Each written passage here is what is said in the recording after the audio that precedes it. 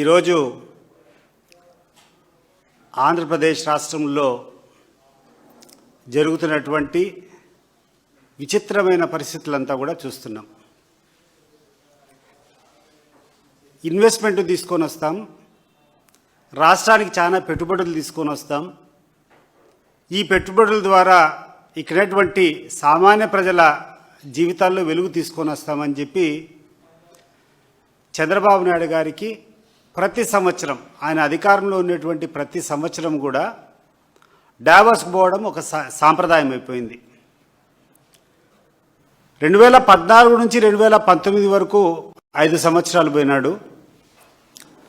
పోయిన ప్రతిసారి ప్రభుత్వానికి సంబంధించి చాలా పెద్ద మొత్తంలో డబ్బులు ఖర్చు చేయడం, రిక్తహస్తంతో తిరిగి రావడం. ఆడికేమో దావోస్ పోయినప్పుడు అక్కడ కూర్చొని పేపర్లు పబ్లిసిటీ చేసుకుంటారు. కొన్ని లక్షల కోట్ల ఎంఓయూలు చేసుకున్నామని చెప్పి ప్రగల్భాలు కలుపుతారు. చివరకు ఈ రాష్ట్రానికి వచ్చి చూస్తే ఒక నయా పైసా కూడా పెట్టుబడులు రానటువంటి పరిస్థితి చూస్తూనే ఉన్నాం. ఇది ఈరోజు కొత్త కాదు. 2014 నుంచి 2019 వరకు అట్టే జరిగింది. ఈరోజు మళ్ళీ ఈ కూటమి ప్రభుత్వం వచ్చినప్పటి నుంచి 2024 అట్లే జరిగింది. మళ్ళీ ఇప్పుడు కొత్తగా 2025లో ఇప్పుడు కొత్తగా చంద్రబాబు నాయుడుకు అదనంగా ఈ యొక్క రెడ్ బుక్ రాజ్యాంగం నడిపేటువంటి వ్యక్తి లోకేష్ ఒకరు మళ్ళీ జత అయినాడు. ఎంత ఆశ్చర్యకరమైనటువంటి పరిస్థితులు ఉంటాయంటే, ఇక్కడ నుంచి మీరు పోవడం, ప్రభుత్వ ఖర్చులు పెట్టుకొని అక్కడికి పోవడం, పెట్టుబడులు తీసుకొని రావడం అనేటువంటి కారణం చెప్తారు. కానీ అక్కడి నుంచి మీరు ఇచ్చేటువంటి పేపర్ స్టేట్మెంట్ చూస్తే ఎంత చౌకబారగా, ఎంత చిల్లరగా ఉన్నాయంటే, లోకేష్ గారు ఒకసారి చూసుకోండి. మీరు దావోస్ పోయినటువంటి ప్రయోజనం ఏంది? జగన్మోహన్ రెడ్డి గారు తిట్టడానికా? జగన్మోహన్ రెడ్డి గారిని విమర్శించడానికి ఇక్కడి నుంచి నువ్వు దావోస్కు పోవాలనా? ఆ పని ఏదో ఇక్కడనే చేయొచ్చు కదా. కొన్ని కోట్ల రూపాయలు ప్రభుత్వమే మిగిలేదు కదా. అక్కడికి పోయి నువ్వు చెప్పుకునేటువంటి పనిని దాంట్లో నిమగ్నం కాకుండా ఈ రోజుకి కూడా భయంకరమైనటువంటి ఫోబియా పట్టింది మీకు అందరికీ. ఎక్కడికి పోయినా జగన్మోహన్ రెడ్డి నామస్మరణం తప్పితే మీకు ఏమీ చేత కాదు. ఈరోజు ప్రజలకు అందరికీ అర్థమైపోయింది, మీరు ఒక వేస్ట్ ప్రభుత్వం. ఈ ప్రభుత్వం చెప్పినటువంటి ఒక్క హామీ నెరవేర్చలేదు. ఆ రోజు చేసినటువంటి విమర్శలకు ఈరోజు సరైనటువంటి రీతిలో ఒక్కదాన్ని కూడా జవాబు చెప్పలేదు. పైపెచ్చు విపరీతమైనటువంటి అవినీతిలో కూరుకుపోయినటువంటి ప్రభుత్వం అని ప్రజలకు అందరికీ తెలుసు. దాన్ని దారి మళ్లించడానికి ప్రతిరోజు నిత్యం జగన్మోహన్ రెడ్డి నామస్మరణం, జగన్మోహన్ రెడ్డిని ఆయన యొక్క విలువలను తగ్గించే రకంగా మాట్లాడడం, ఇది సమంజసమా అని చెప్పి నేను అడుగుతున్నాను. ఇటీవల నేను మన కేసీఆర్ గారి ఒక మాట్లాడుతున్నాడు. చంద్రబాబు నాయుడు వేస్ట్ పర్సన్ ఎవరే కానీ ఉండరు. ఈయన ఇండస్ట్రియలిస్ట్ మీటింగ్ అని పెట్టుకొని, ఆ ఇండస్ట్రియలిస్ట్ మీటింగ్లో ఎవరు ఉంటారంటే వంట చేసే వాళ్ళంతా ఉంటారంట.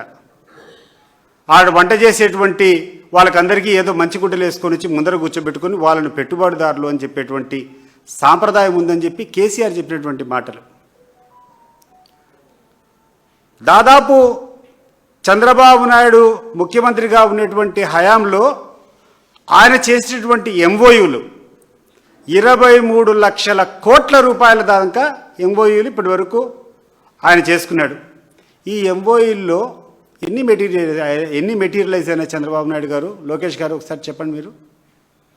మీరు చాలా గొప్పగా చెప్తారు, ప్రతిసారి ప్రభుత్వం డబ్బు ఖర్చు పెట్టుకుంటారు, ఇక నుంచి ఫ్లైట్లు వేసుకుంటారు, ఒక మంది మార్బలను పిలుచుకొని పోతారు, ఆ డావోస్లో కూర్చుంటారు, ఎంజాయ్ చేస్తారు, వస్తారు.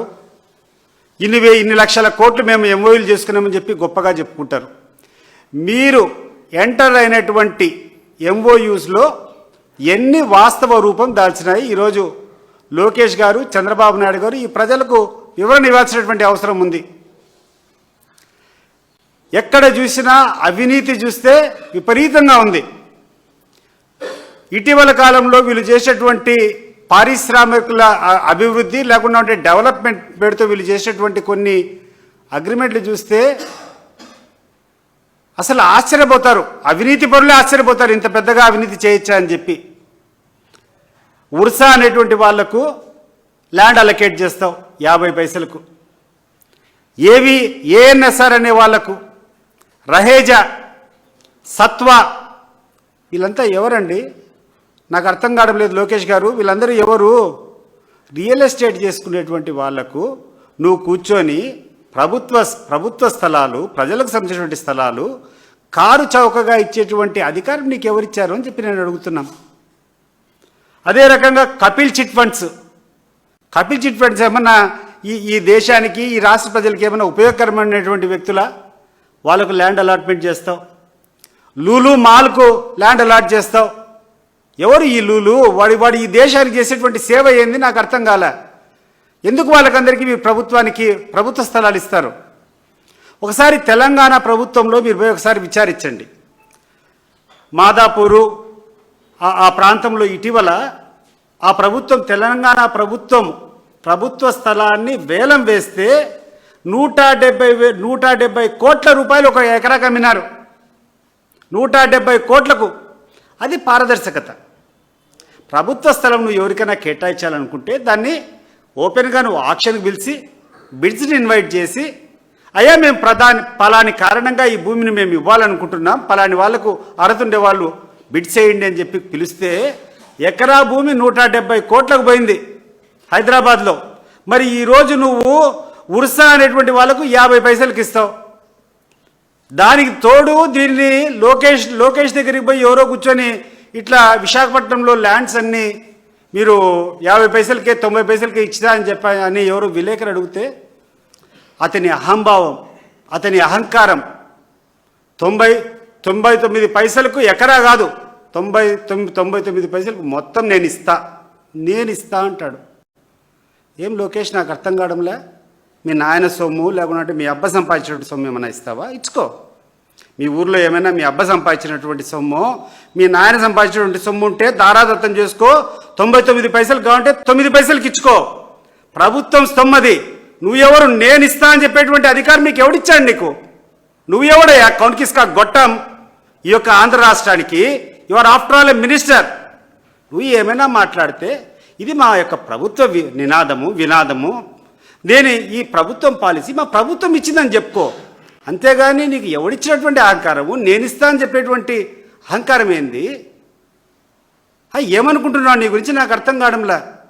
అసలు ఆ యొక్క క్లిప్ చూస్తే నాకు ఒళ్ళు జలధరించిపోయింది. అసలు నేనేం భారతదేశంలో ఉన్నానా, లేకుంటే ప్రజాస్వామ్య దేశంలో ఉన్నానా, లేకుంటే వీడు చేసేటువంటి ఇతనికి అడుగులకు మడుగులొత్తి ఇతని బానిసంగా ఉండేటువంటి దేశంలో ఉన్నానా అనేటువంటిది అర్థం కావడంలా. ఏది నీ అహంకారం? నేను ఇస్తా. ఎవరి నాయన సొమ్ము నీకు ఇచ్చేదానికి? మీ నాయన సొమ్మ, మీ జేజి నాయన సంపాదించినటువంటి సొమ్మ? అది ప్రజల యొక్క ఆస్తి. ప్రజల యొక్క ఆస్తి ఏదైనా ఇవ్వాలంటే జవాబుదారీగా నువ్వు కూర్చొని దానికి ఏదైనా ఒక టెండరో లేకుంటే ఒక పారదర్శకంగా దాన్ని పిలిచి దానికి సరైనటువంటి ధర ప్రభుత్వానికి వచ్చే రకంగా నువ్వు తీసుకోవాలి. అది ప్రభుత్వ నిర్ణయం అని చెప్పు. మా యొక్క ప్రభుత్వం తీసుకునేటువంటి నిర్ణయం అని చెప్పి ఇంకోటి చెప్పు. నేను ఎవడు? నువ్వు హూ ఆర్ యూ అయితే నాకు అర్థం కావడం లేదు. ఈరోజు ఈ రాష్ట్రంలో ఉన్నటువంటి ప్రతి ఒక్క సామాన్య ప్రజలు కూడా అర్థం చేసుకోవాల్సినటువంటి విషయం ఇది. ఈ అహంకారం తలకు పైకెక్కింది. వీళ్ళకు చాలా ఫ్యూడలిస్టిక్ ఐడియాస్ ఎక్కువైపోయినాయి. మా ప్రభుత్వం అనకుండా నేను ఇస్తాననేటువంటి అహంకారానికి పోయారు. ఎక్కడికి పోతున్నాం? ఇది ఏం చేస్తున్నారు నువ్వు మీ తండ్రి మీరందరూ కలిసి ఏం చేస్తున్నారు? నువ్వు ఇటీవల కాలంలో విదేశాలకు పోయినావు. ఒక వారం రోజులు 10 రోజులు విదేశాలకు పోయిన విదేశీ పర్యటన. ఎందుకు దాన్ని గోప్యంగా పెట్టారు లోకేష్ గారు? ఎందుకు మీ విదేశీ పర్యటనను గోప్యంగా పెట్టారు? ఈ రాష్ట్ర ప్రజలకు నువ్వు చెప్పాలా.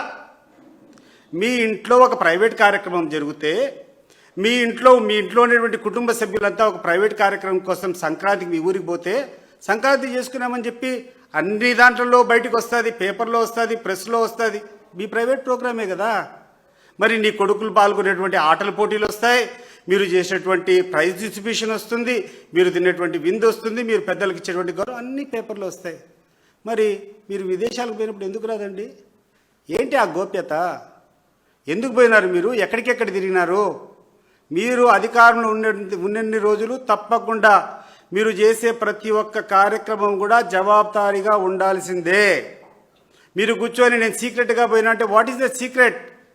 నీకు ఈ రాష్ట్ర ప్రభుత్వం, ఈ రాష్ట్రాన్ని పాలించేటప్పుడు, ఈ ప్రభుత్వం నీకు పెద్దగా ఉండేటప్పుడు నీకు కొన్ని రెస్పాన్సిబిలిటీస్, కొంచెం అకౌంటబిలిటీ ఉంటుంది. దాన్ని నువ్వు చెప్పాలా? ఎందుకు గోప్యంగా ఉంచావు?